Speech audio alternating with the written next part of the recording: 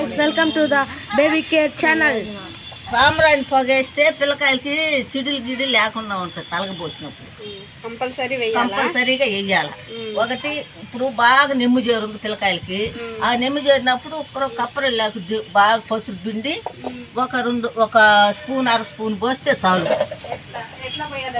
అది నలిపేదనాక మన గిన్నెలో తీసుకునేది నలిపేది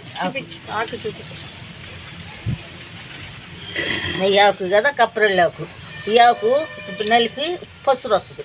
పసురు వచ్చినప్పుడు దాంట్లో ఒక గిన్నెలో పోసుకుని దాంట్లో ఒక గిన్నె పసిపెట్టి పోసామనుకో ఒక 3 రోజులు వరుసగా పోసారు.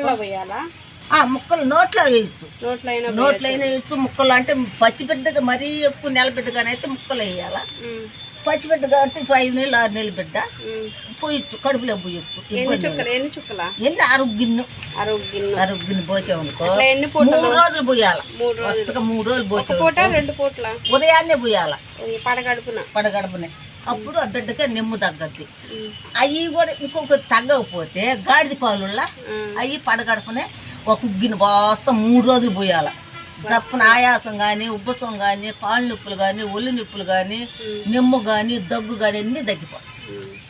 ఈ వీడియో మీకు నచ్చినట్టయితే లైక్, షేర్, సబ్స్క్రైబ్.